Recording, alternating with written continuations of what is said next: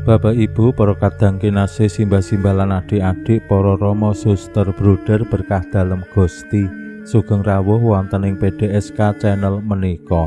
Kados pundi kabar panjenengan?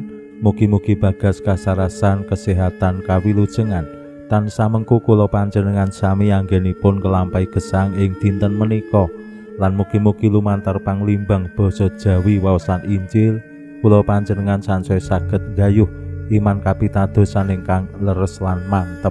Langkung-langkung anggenipun kula panjenengan sansaya yakin gadhahi pangandel sing teguh santosa dumateng Gusti Yesus ingkang dados kasunyataning gesang. Gusti Yesus menika dalan kasunyatan lan gesang.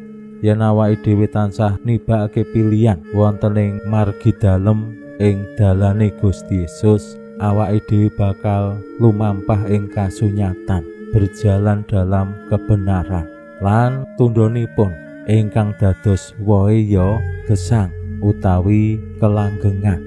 Dinten menika dinten Setu ing mangsa Prapaskah minggu kaping gangsal. Ateges Setu sonten utawi benjing minggu kula panjenengan sampun mlebet ing pekan suci kanthi miwiti minggu palem. Nah ing pungkasan dinten minggu Prapaskah kaping gangsal kula panjenengan kaajak kados pundi anggenipun nibakaken pilihan dumateng Gusti Yesus menika nggih kanthi keyakinan, kanthi iman kapitadosan sing golong gilig bilih Gusti Yesus menika sumbering gesang. Lan menapa kemawon ingkang dados tantangan utawi ancaman kados tuladanipun Gusti Yesus, pakaryan kawilujengan tetep kedah ditindakake. Injil nyariosaken bilih dredah dalem kalian para pangareping bangsa lan agami Yahudi sansaya memuncak, sansaya panas, ning Gusti tetep makarya asung kawilujengan. Lan pakaryan dalem sansaya adamel geger awit Gusti Yesus yasa pangeram-eram nangekake Lazarus sing sampun sekawan dinten dipun sarekaken ing makam. Menika temtu adamel geger awit tumraping para pangareping bangsa Yahudi lan agami Yahudi, para Parisi, imam-imam kepala ahli Taurat, menapa sing kalampah adamel wasumelan. Yen Gusti Yesus saged nangekake wong mati, mengko aja-aja kathah tiang-tiang Yahudi sing wiwit percaya marang Gusti Yesus, lan sing percaya sansaya mundhak akeh. Nek penderek dalem Gusti sansaya akeh, menika dados ancaman politik, awit rikala semanten ampun kesupen bangsa Yahudi nembe dijajah dening bangsa Romawi. Gerakan-gerakan masyarakat Yahudi mesti diawasi dening bangsa Romawi. Nah, kados pundi para pangareping bangsa Yahudi anggenipun ngadepi rasa wasumelang amarga Gusti Yesus sansaya kathah pendherekipun. Monggo kita pirengaken sabda dalem Gusti ing dinten menika lan kita wiwiti kanthi sembahyang sawetawis. Konjo ing asma dalem Yang Rama saha Yang Putra tuwinjang Roh Suci. Amin. Suawi sami munjuk Gusti Yesus sabda dalem Yang Rama ingkang sampun manjalma, mugi karsa ngandika dhateng kawula wonten ing asepen ing telenging manah kawula. KBKO kegiatan lan panglipur ingkang manjing ing sabda dalem kapenuhana kawula mawi roing kawicaksanan dalem. Mugi-mugi srana anggen kawula maos lan mirengaken sabda dalem, kawula sansaya nunggil ing sampeyan dalem. Amin. Waosan Injil kapethik saking Injil Yohanes bab 11 ayat 51 gangsal ngantos dumugi 56. Akeh wong Yahudi sing padha layat Maria lan sing meruhi apa sing ditindakake Gusti Yesus sing banjur padha ngandel ing Gusti. Nanging ana uga sing sowan para parisi lan nglaporake pakaryan dalem Gusti. Para imam kepala lan para parisi nuli nganakake parepatan Sanhedrin lan padha rembugan. Menapa ingkang kedah kita tindakaken? Tiang menika damel mukjizat kathah. Menawi dipunuja kados mekaten, tiang-tiang boten sandhe pitados ing panjenenganipun lan wadya Romawi lajeng nglurug mriki ngrisak padaleman suci lan bangsa kita.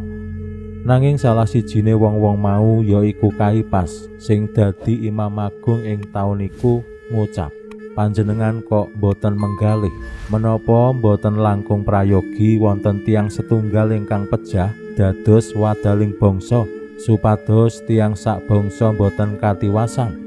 Iki mau ora metu saka karepe dhewe, nanging sarehne dadi Imam Agung ing taun iku Kaipas meca manawa Gusti Yesus bakal seda nglabeti bangsa lan ora ngemungake bangsa Yahudi wae, nanging uga kanggo nglumpukake lan ngrukunake para putraning Allah kang buyar sumebar.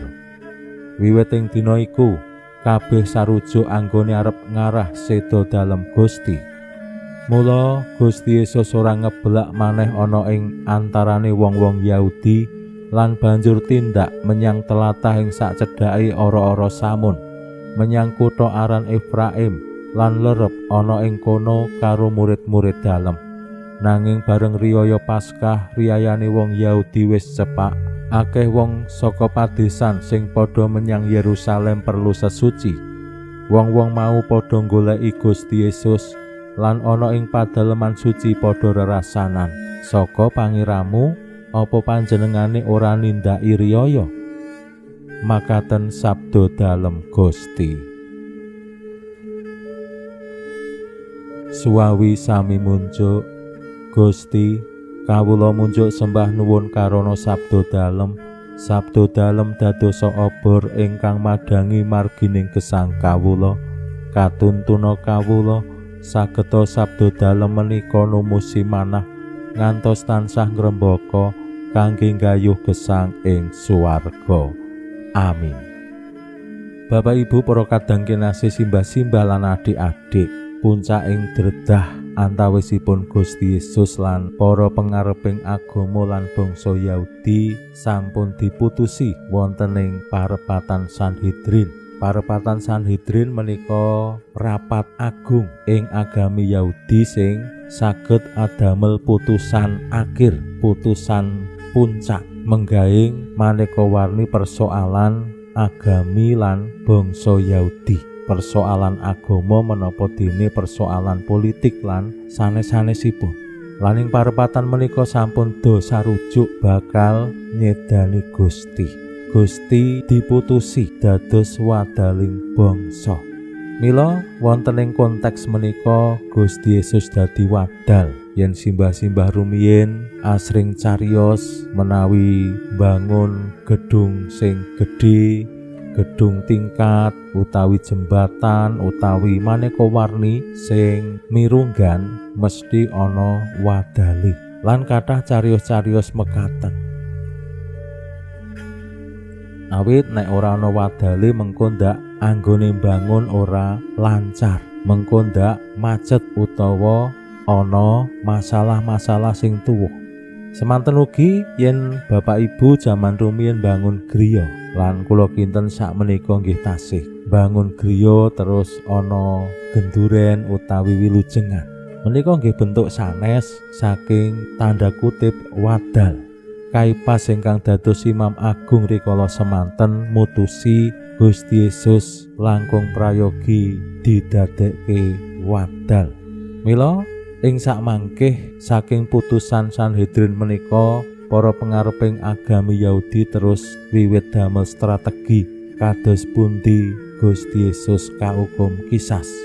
Dalan pamentangan menika dados panglimbang tumraping kula panjenengan bilih putusan sing boten adil, ngawuhake kurban sing gegirisi, kurban sing boten manusiawi.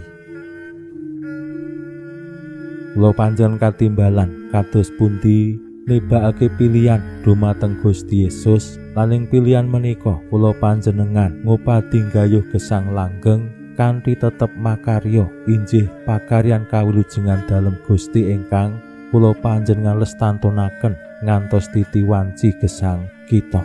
Pinuji Allah sakmenika sarta ing salami-laminipun. Salam sehat, salam bahagia, salam katentreman.